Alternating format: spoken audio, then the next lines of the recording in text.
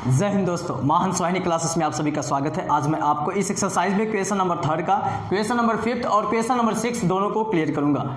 इसमें देखिए आपके सामने क्वेश्चन नंबर 5 जो 3 का जो 5th नंबर क्वेश्चन है उसमें देखिए कहा गया है एक भिन्न है, उसके अंश और हर में जब 2 जोड़ दिया जाता है तो वह भिन्न हमारा हो जाता है 9/11। ठीक है, फिर उसके बाद जब उसके अंश और हर में जब 3 जोड़ा जा रहा है दोनों में तो वह हमारा भिन्न हो जाता है 5/6।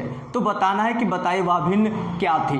तो सबसे पहले देखिए मान लिए हैं, माना उस भिन्न का अंश x है तथा हर y है। अब बताइए जब वो उस भिन्न का अंश x है और हर y है तब वह भिन्न क्या हो बनेगा यहाँ से, तब वह भिन्न क्या हो जाएगा, x/y होगा, यही ना। अब लिखेंगे प्रश्नानुसार, क्योंकि प्रश्न में क्या कह रहा है।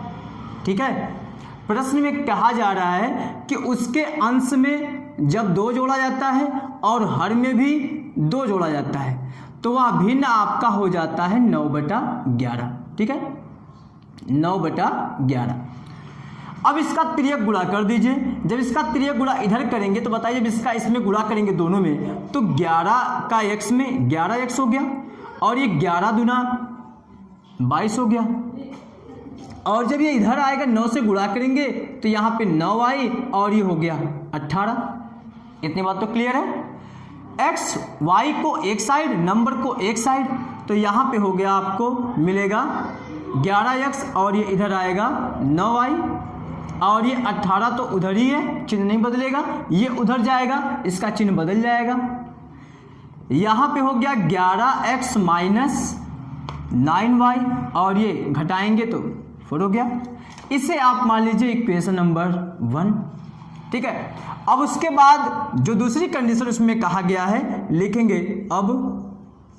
ठीक है, जब अंश में हम 3 जोड़ते हैं और हर में क्या जोड़ते हैं 3, क्योंकि क्वेश्चन में कहा गया है, तब आपका जो भिन्न बनता है इसकी जो कीमत है कह रहा है 5/6 है। अब आप तिर्यक गुणा कर लीजिए। 6 का गुणा x में करेंगे 6x प्लस 6 त्रिक 18 और जब इसका गुणा इसमें करेंगे 5 में तो देखिए 5 से इसमें गुणा करेंगे तो 5y और ये 5 3 15 हो गया। ठीक है, xy को एक साइड, नंबर को एक साइड, तो यहाँ पे हो जाएगा 6x माइनस ये हो गया 5y और ये उधर जाएगा तो ये हो जाएगा 15 माइनस 18, इसमें से घट जाएगा। अब देखिए हम इसको यहाँ लिखते हैं 6x माइनस 5y इक्वल, ये कम कर दीजिए, हो गया -3। इसको आप मान लीजिए समीकरण नंबर 2। अब चाहे आप समीकरण 1 से x या y का मान निकालिए, 2 में रखिए क्योंकि अब लगाना पड़ेगा प्रतिस्थापन विधि, या तो आप 2 से निकालिए 1 में रखिए। चलिए हम यहां से निकालते हैं समीकरण 2 से।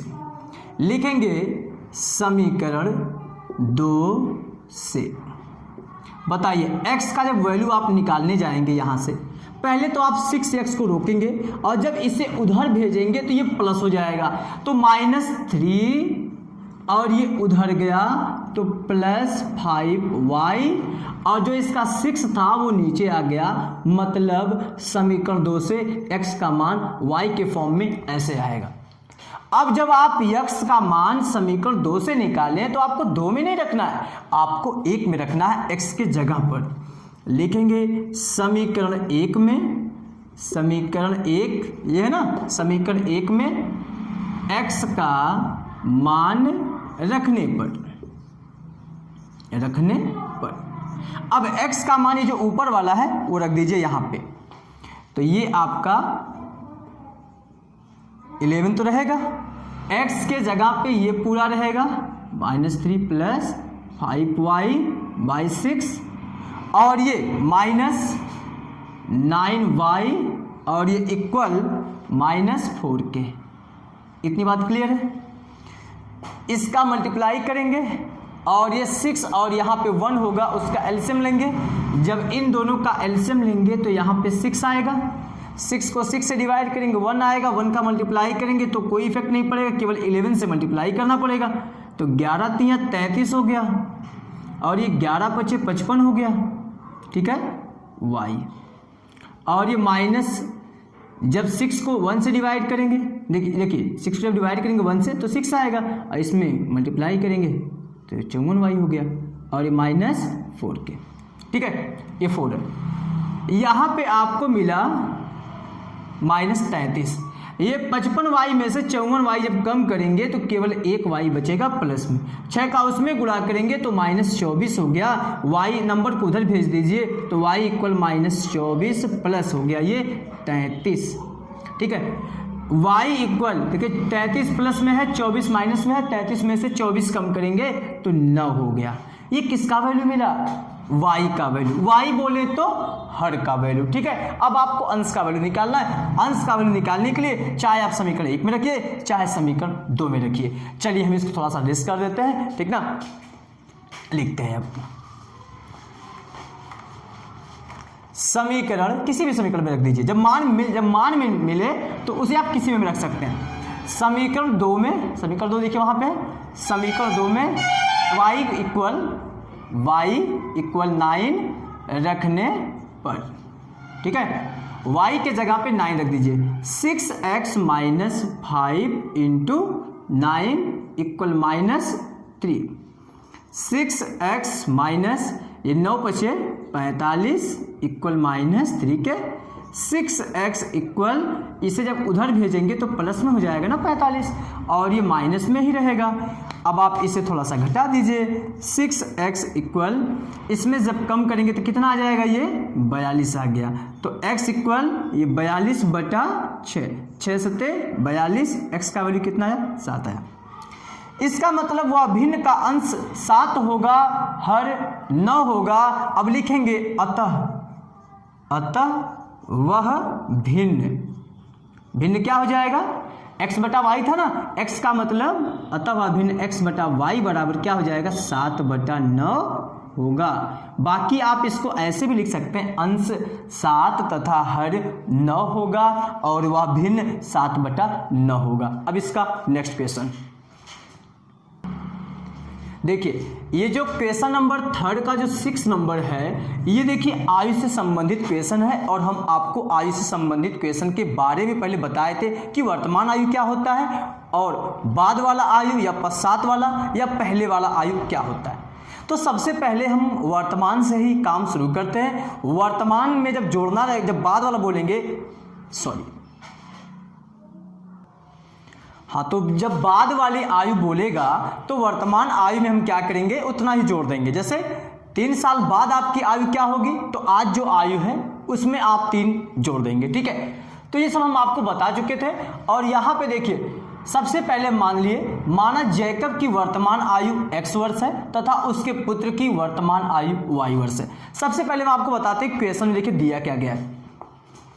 कहा गया है कि 5 वर्ष बाद जैकब की आयु उसके पुत्र की आयु से 3 गुनी हो जाएगी।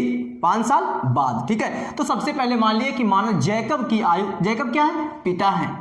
जैकब की आयु x वर्ष है तथा उसके पुत्र की आयु, और पुत्र जो है y वर्ष का है, ठीक है। तो 5 साल बाद पहले पता कर लेते हैं इन दोनों की आयु क्या है।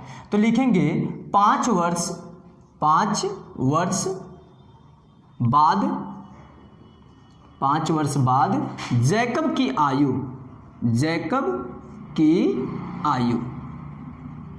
आज जैकब की आयु कितनी है? x वर्ष है, ठीक है। तो 5 साल बाद क्या हो जाएगा? x + 5, क्योंकि बाद वाले में जोड़ देते हैं, पूर्व वाले में घटा देते हैं। फिर उसके बाद सेम वैसे पता कर लेंगे कि 5 वर्ष बाद पुत्र की आयु क्या थी। 5 वर्ष बाद पुत्र की आयु, देखिए 5 वर्ष बाद पुत्र की आयु हो जाएगी, y में 5 जोड़ देंगे, ठीक। ये तो 5 साल बाद दोनों की आयु पता कर दी वर्तमान के कंडीशन से लेके। अब कहा गया है जो जैकब है पुत्र की आयु से 3 गुना हो जाते हैं, वो भी कितने साल बाद? 5 साल बाद। तो इसका मतलब जैकब जो है इससे 3 गुना हो गए हैं, तो बराबर कब होगा? तो लिखेंगे प्रश्नानुसार ये जो x + 5 है, जो जैकब की आयु है, वो 3 गुना हो जाती है पुत्र की आयु से। तो हम पुत्र की आयु में जब 3 से गुणा करेंगे, अब जाके पुत्र की आयु पिता की आयु से बराबर हो गई। तो यहाँ पे x + 5 इक्वल, इसका मल्टीप्लाई कर दीजिए, यहाँ 15 हो गया, इसको इधर भेज दीजिए। x - 3y इक्वल, जब इसको उधर भेजेंगे तो घट जाएगा ना, वो कितना आ जाएगा, 10 आ जाएगा। x - 3y equal 10। इसे आप मान लीजिए समीकरण नंबर 1। अब उसके बाद क्वेश्चन में आगे कहा गया है 5 वर्ष पूर्व में क्या करेंगे, घटाएंगे। जैकब की आयु उसके पुत्र की आयु की 7 गुनी थी। अब देखिए लिखेंगे 5 वर्ष पूर्व जैकब की आयु, ठीक है। तो 5 वर्ष पूर्व जैकब की आयु हो जाएगी, आज जैकब की आयु x वर्ष है, तो 5 वर्ष पूर्व क्या हो जाएगा, उसमें से 5 तो कम। फिर उसके बाद लिखेंगे 5 वर्ष पूर्व पुत्र की आयु, क्या लिखेंगे, पुत्र की आयु। बताइए 5 वर्ष पूर्व पुत्र की आयु हो जाएगा y - 5, ठीक है। अब पिता कह रहे हैं मैं तुम्हारी आयु का 7 गुना हो जाऊंगा, ठीक ना, नहीं था क्योंकि पूर्व में क्या है, बीत गया वो। तो 5 वर्ष पूर्व मैं तुम्हारी आयु का 7 गुना था। तो इसका मतलब फिर लिखेंगे प्रश्नानुसार, प्रश्न में ये कहा गया है कि जो पिता की आयु है, देखिए इधर लिखते हैं, जो पिता की आयु है 5 वर्ष पूर्व, ये जो है पुत्र की आयु जो y - ये है, ये 7 गुना तब थे। अब बराबर कब होगा, जब पुत्र वाले में 7 से गुणा कर देंगे। तो x - 5 इक्वल ये 7y - 35 हो गया, इसे इधर भेज दीजिए। तो x - 7y इक्वल, जब इसे उधर भेजेंगे तो ये जाएगा -35 और ये +5। x - 7y इक्वल, ये घटा देंगे तो -30 आ गया। इसे आप मान लीजिए समीकरण नंबर 2। समीकरण 1 से आप चाहे x का मान निकालिए, चाहे समीकरण 2 से निकालिए, और अगर 1 से निकालेंगे 2 में रखना पड़ेगा, 2 से निकालेंगे तो 1 में रखना पड़ेगा, क्योंकि प्रतिस्थापन विधि लगाना है। तो लिख लेते हैं समीकरण 2 से ही निकाल लेते हैं। 2 से बताइए x का वैल्यू क्या आएगा, इसे उधर भेजेंगे तो -30 + 7y, ये उधर चला जाएगा ना। अब ये मान उठा के आप समीकरण 1 में रख दीजिए। लिखेंगे समीकरण 1 में x इक्वल -30 + 7y रखने पर, ठीक है। देखिए लाइट चली गई है, इसलिए थोड़ा सा अगर नहीं दिख रहा होगा तो उसके लिए सॉरी, क्योंकि लाइट अभी आ जाएगी तो फिर आपको पूरा दिखेगा क्लियर।